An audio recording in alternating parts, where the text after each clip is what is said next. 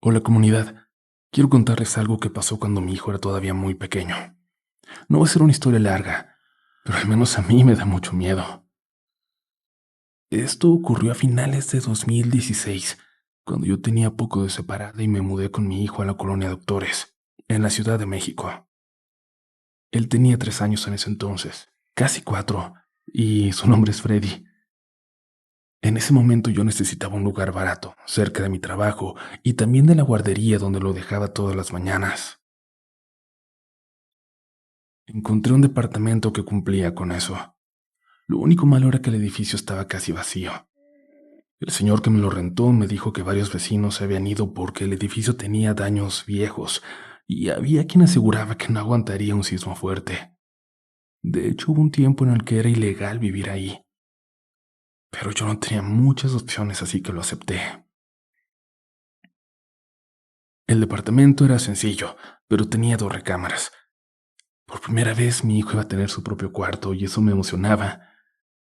Estábamos en un 8.º piso y la vista era sorprendentemente linda. El cuarto de Freddy tenía una ventana grande que daba hacia la calle. Desde ahí se veía buena parte de la colonia. Los primeros días todo parecía muy agradable. Él jugaba en la sala, veía caricaturas y me acompañaba mientras yo hacía de comer. Pero en cuanto llegaba la hora de dormir empezaba el problema. No se quería ir a su cuarto. Al principio pensé que era lo típico de los niños, que quería quedarse conmigo, que lo cargara o que me acostara con él. Pero una noche le pregunté directamente qué estaba pasando.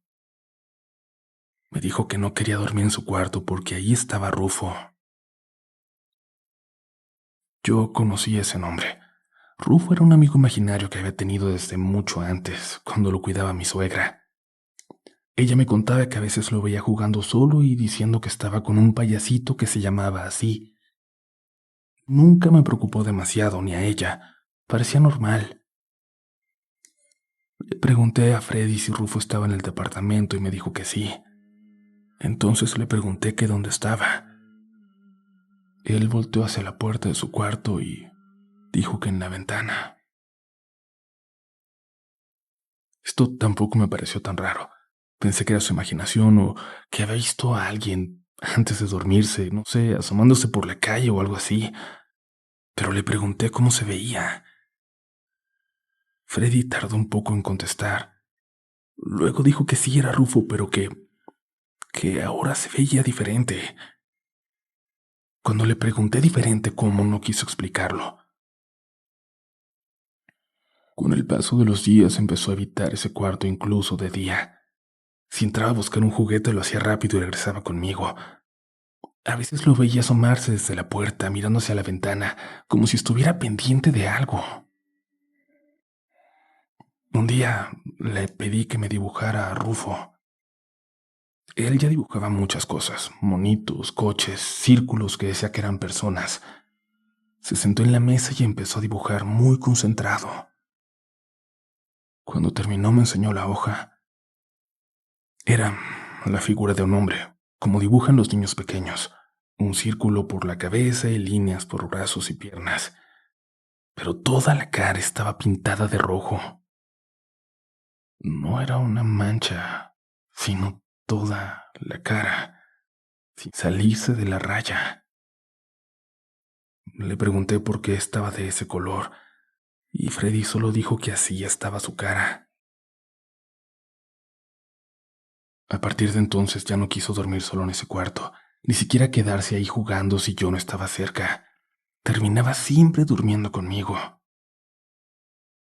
Una noche decidí hacer algo para tranquilizarlo, según yo. Me metí solo al cuarto de Freddy y dejé la puerta abierta para que él escuchara desde la sala.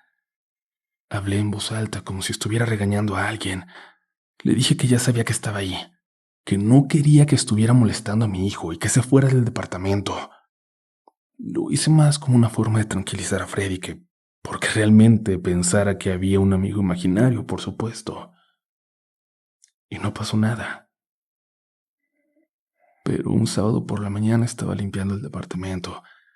Freddy estaba viendo caricaturas en la sala mientras yo recogía juguetes y sacudía el escritorio de su cuarto. Abrí las cortinas para que entrara luz y entonces vi algo en la ventana. Al principio pensé que eran manchas y me acerqué para limpiarlas. Fue entonces cuando me di cuenta de que eran marcas de manos, que no estaban del lado de adentro, estaban por fuera del vidrio. Eran dos manos abiertas, como si alguien se hubiera apoyado ahí mirándose el interior del cuarto. Como recordarán, nosotros vivíamos en un octavo piso. No había balcón ni nada afuera donde alguien pudiera pararse. Me quedé un momento viendo el vidrio sin entender cómo podían estar allí esas marcas. Al final pude limpiarlas con un trapo y no le dije nada a mi hijo. Al año siguiente llegaron los sismos de 2017. Después de las revisiones de protección civil, nos avisaron que el edificio tenía daños estructurales y que iba a ser desalojado. Nos tuvimos que ir. Tiempo después supe que el edificio fue demolido. Freddy ahora ya es más grande y ni siquiera recuerda haber tenido un amigo imaginario llamado Rufo. Pero créanme cuando les digo que yo todavía recuerdo perfectamente esas manos marcadas en la ventana de su cuarto.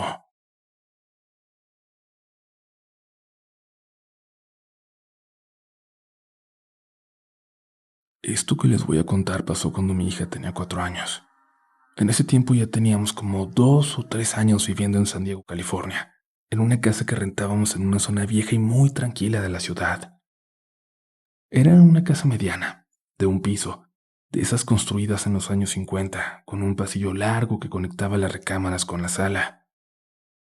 Mi hija siempre había dormido bien. Desde pequeña tuvo su habitación. Nunca acostumbró a dormir con nosotros ni temerle a la oscuridad.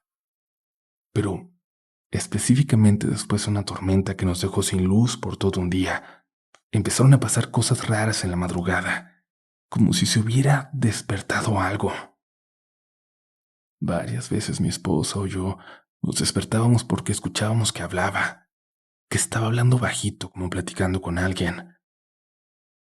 Pensamos que hablaba dormida o que estaba soñando, pero una noche me dio más curiosidad de lo normal y al oírla me levanté para ver qué estaba haciendo.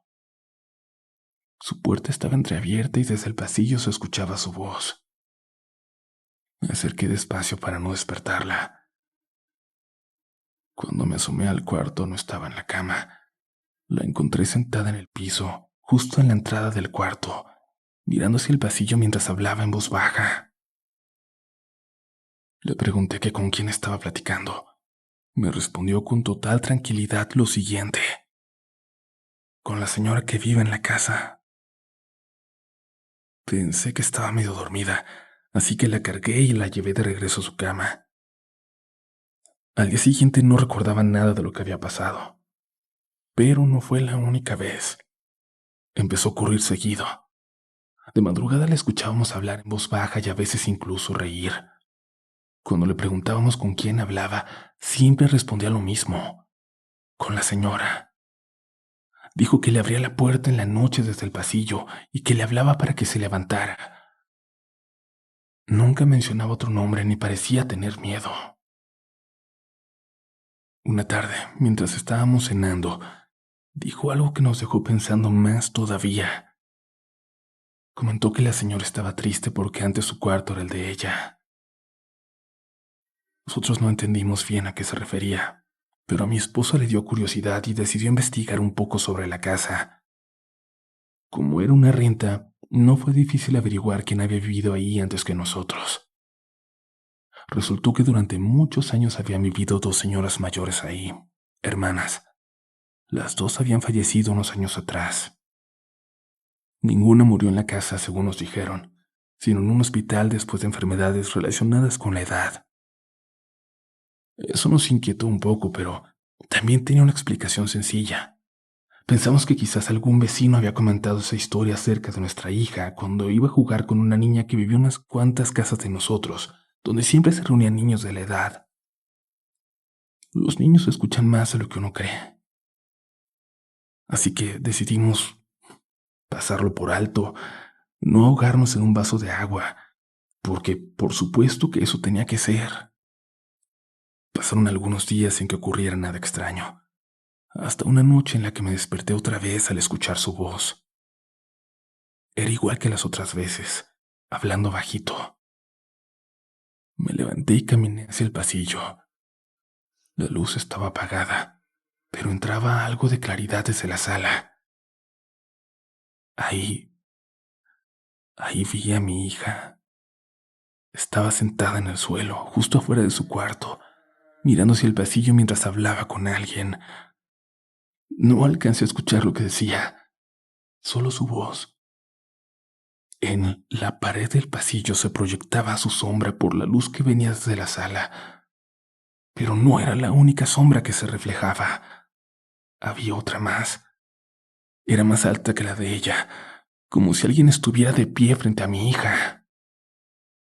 Me quedé quieto unos segundos tratando de entender qué estaba viendo, y en cuanto avancé un paso hacia ella, la segunda sombra desapareció. Mi hija volteó a verme como si nada hubiera pasado. La llevé a su cama y no mencioné lo que había visto. Y aún así seguimos pensando que todo tenía alguna explicación, que todo tenía que tenerla. Tal vez era la luz de la calle entrando por alguna ventana o una sombra que se movió cuando yo caminé. Unos meses después ocurrió algo que me hizo recordar esa noche. Habíamos contratado a una niñera para que se quedara con nuestra hija un par de tardes a la semana y cuando salíamos de noche. Era una estudiante de high school, de preparatoria, que vivía cerca y parecía una chica muy responsable. Un día, cuando regresamos a casa muy tarde después de una reunión de nuestro trabajo, nos dijo algo con mucha incomodidad. Nos preguntó si nuestra hija solía levantarse en la madrugada. Le dijimos que sí, que a veces hablaba dormida. Entonces nos contó que esa noche la escuchó hablando desde el pasillo, que se levantó para ver si estaba bien y la vio sentada en el suelo, justo afuera de su cuarto. Dijo que parecía que estaba platicando con alguien. Cuando le pregunté qué quería decir con eso, dudó un momento antes de responder. Luego nos dijo que cuando se asomó al pasillo alcanzó a ver a algo más, que junto a mi hija había otra silueta, como si alguien estuviera de pie frente a ella. La niñera lo que pensó fue que tal vez uno de nosotros había llegado antes y que no se había dado cuenta. Pero cuando se acercó, se dio que no había nadie más. Y claro, esa noche nosotros no estábamos en casa. Las únicas personas ahí, vivas por lo menos, eran ella y mi hija.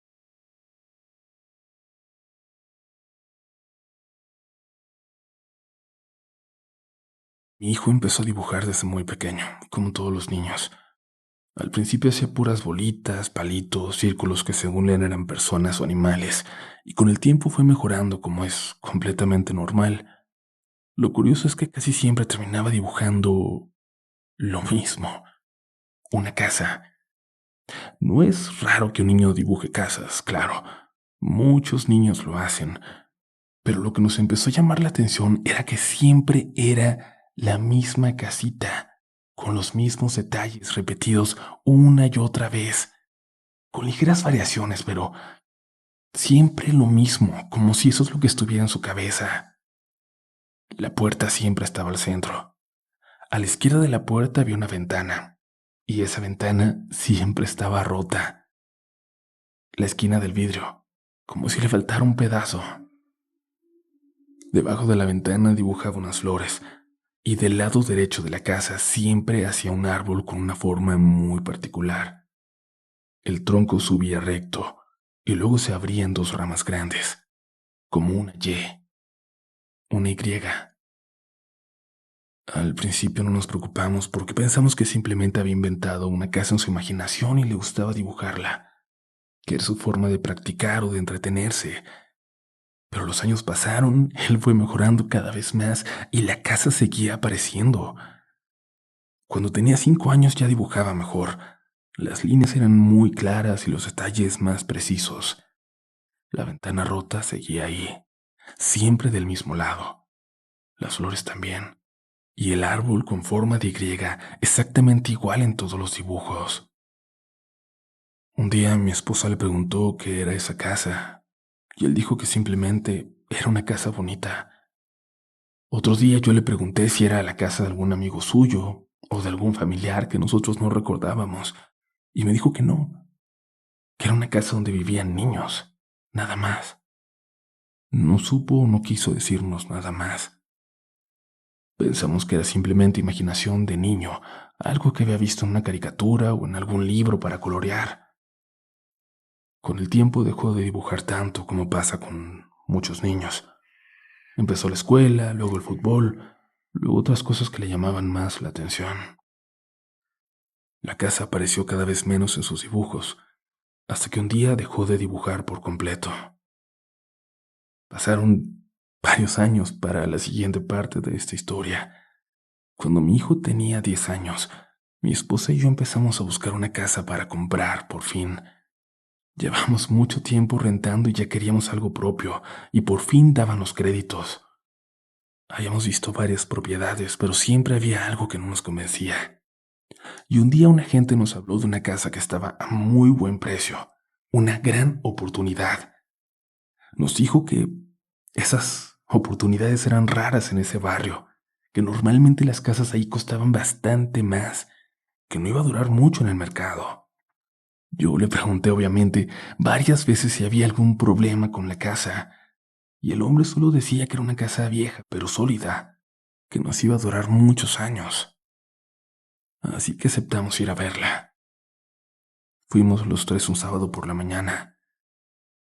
Cuando llegamos a la calle donde estaba la casa, ya desde el coche mi esposo se quedó en silencio, y yo también noté lo mismo casi al mismo tiempo que ella.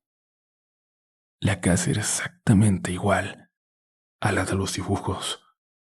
La puerta estaba al centro.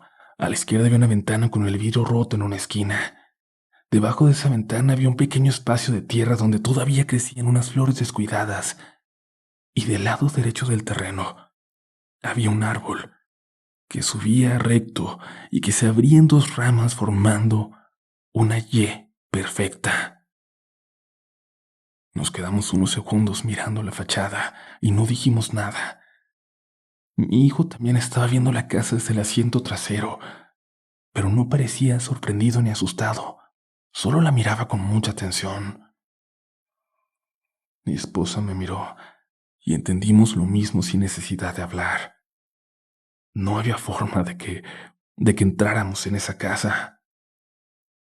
Cuando la gente salió para recibirnos en la banqueta, le dije que habíamos cambiado de opinión, que preferíamos no verla por dentro. El hombre nos miró unos segundos, como si yo hubiera visto esa reacción antes. Después suspiró un poco y dijo que entendía. Nos explicó que normalmente prefería contar la historia de la casa después de que la gente ya había pasado a verla, pero que en nuestro caso no tenía sentido hacerlo después. Que hacía varios años en esa casa vivía una mujer con sus dos hijos pequeños. Una noche, la mujer mató a los dos niños dentro de la casa. Luego intentó quitarse la vida sin éxito. El caso salió en las noticias locales y se volvió algo muy comentado en el barrio. Desde entonces la casa cambió varias veces de dueño, pero nadie se quedaba mucho tiempo y al final terminó quedándose vacía durante años. Por eso ahora la vendían tan barata. Nos quedamos escuchando en silencio. Nadie, nadie dijo nada durante unos momentos. Al final agradecimos la información y nos fuimos. Esa noche cuando estábamos en casa, me acordé de todos los dibujos que mi hijo hacía cuando era pequeño. La ventana rota, las flores debajo de la ventana, el árbol con forma de Y. Busqué en una caja donde guardábamos algunas de sus cosas de cuando era más chico y encontré todavía varios. No era nuestra imaginación. Eran prácticamente iguales a la casa que habíamos visto esa mañana. Lo más que extraño es que nosotros nunca habíamos pasado por esa calle antes de ese día, ni siquiera ese barrio. Y mi hijo dejó de dibujar esa casa muchos años antes de que nosotros supiéramos que existía. En él no hubo reacción, simplemente fue como si fuera una casa cualquiera, y le agradezco a Dios por eso. Muy buenas noches y gracias por dejarme ser parte de esta comunidad y hoy compartirles mi historia. Les voy a hablar de un tiempo en el que vivíamos en una casa rentada. Una casa vieja pero muy bonita, de las que todavía tienen pisos de madera y que se escuchan los pasos de todos como película de terror. Cuando nos mudamos, los dueños nos dijeron que algunas cosas se quedarían porque llevaban muchos años en la casa. Entre esas cosas había un par de cuadros colgados en el pasillo que conectaba la sala con las recámaras y que literalmente estaban fijados. Quitarlos arriesgaba dañarlos para siempre. Uno de esos cuadros era una fotografía antigua en blanco y negro. Era la foto de un niño de unos 7 u 8 años, vestido con ropa formal, como los niños de antes. Tenía una expresión seria que siempre me pareció un poco extraña, pero nada más. No me daba miedo. Era simplemente una foto vieja más dentro de una casa vieja. Era parte de su personalidad, supongo. Un tiempo después empezamos a notar algo curioso con mi hija. A veces cuando pasaba por el pasillo, se detenía frente a la fotografía y se quedaba viéndola. Al principio pensé que simplemente le llamaba la atención porque los niños suelen fijarse en cosas que los adultos ni notamos, pero luego empezó a hablarle. De vez en cuando pasábamos por el pasillo y la veíamos parada frente a la foto, hablando bajito, como si estuviera platicando con alguien. Una tarde le pregunté con quién estaba hablando. Me respondió con total tranquilidad que con el niño. Pensé que era un juego y lo dejé así. Pero con el paso de los días empezó a hacerlo cada vez más seguido. A veces la escuchábamos decir cosas mientras miraba la foto, y en una ocasión incluso la escuché reír. Cuando le preguntábamos qué hacía, siempre respondía lo mismo, que estaba hablando con el niño de la fotografía. Un día decidí preguntarle cómo se llamaba ese niño. Mi hija respondió de inmediato como si ya lo supiera desde siempre. Dijo que se llamaba Daniel. Eso sí me llamó la atención porque en ningún lugar de la casa decía el nombre del niño. La foto no tenía ninguna placa ni ninguna inscripción. Le pregunté cómo sabía su nombre y dijo que él mismo se lo había dicho. Mi esposa pensó que quizás nuestra hija había escuchado ese nombre en algún momento y lo había asociado con la fotografía. Los niños pueden hacer eso con mucha facilidad.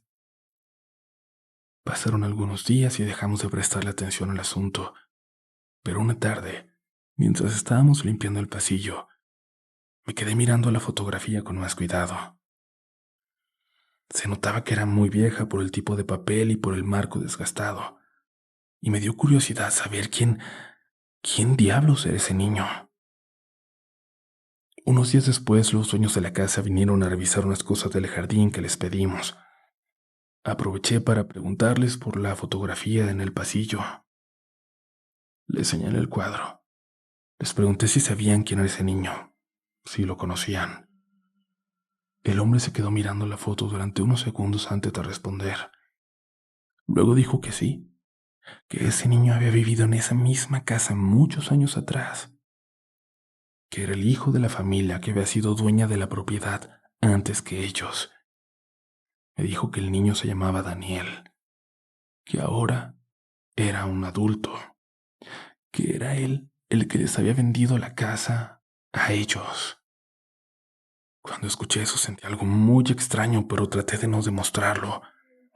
Pensé que tal vez mi hija había escuchado ese nombre en alguna conversación, que simplemente lo había repetido, pero no es una explicación realmente razonable. Con el tiempo mi hija dejó de hablar con el niño de la foto, o al menos nosotros dejamos de notarlo. La vida siguió como siempre y el cuadro permaneció colgado en el pasillo mientras vivimos ahí. Pero siempre tuve esa duda. ¿Con qué hablaba mi hija? ¿Cómo supo el nombre del niño si no era un fantasma? Si ese niño había crecido hasta convertirse en un adulto. Mi mamá dice que había algo más, aprovechándose de esa fotografía. algo que quizás estuvo ahí desde que el verdadero Daniel habitaba la casa, que por algo, que por algo Daniel la vendió en cuanto tuvo oportunidad.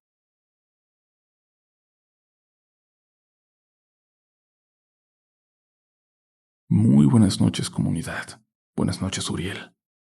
Si es hacerlo, gracias por contar mi historia. Sucede en San Luis Potosí, cuando vivíamos en una casa que nos prestó la abuela de mi pareja, que de hecho era al lado de la suya y la cuidábamos a ella a cambio de poder vivir ahí. Lo que les voy a compartir pasó ya al muy poco tiempo de llegar ahí, en esa etapa de acomodarnos y acostumbrarnos a la rutina de la señora, de aprender los ruidos normales de una casa vieja, de descubrir qué puertas rechinaban. Mi hijo mayor, que en ese entonces era el único, siempre fue un niño muy inquieto. Corría por todos lados, inventaba juegos con cualquier cosa y hablaba solo mientras jugaba. Por eso cuando empezó a hablar con un amigo imaginario, no nos preocupó en absoluto. Muchos niños hacen eso y es completamente normal. Decía que se llamaba Tomás, y con el paso de las semanas empezaron a pasar pequeñas cosas en la casa que nos hicieron notar más ese nombre. La primera fue algo muy simple. Un día encontramos varios juguetes tirados en la cocina. Pensamos que mi hijo los había llevado ahí mientras jugaba y que luego se le olvidó recogerlos, pero cuando le preguntamos dijo que él no los había movido. Dijo que había sido Tomás. Le dijimos que no le echara la culpa a un amigo imaginario y que recogiera sus cosas, pero poco a poco empezaron a aparecer otras situaciones muy parecidas. Un par de veces encontramos cajones abiertos en la sala. En otra ocasión apareció un vaso roto en el suelo de la cocina. Un día mi esposa dejó el control de la televisión sobre la mesa y más tarde lo encontramos tirado en el pasillo. Y cada vez que le preguntábamos a mi hijo qué había pasado, respondía lo mismo, que había sido Tomás. Llegó un momento sí en el que empezamos a molestarnos mucho con él, que lo regañábamos. Pensamos que simplemente estaba haciendo travesuras y que usaba ese amigo imaginario como excusa.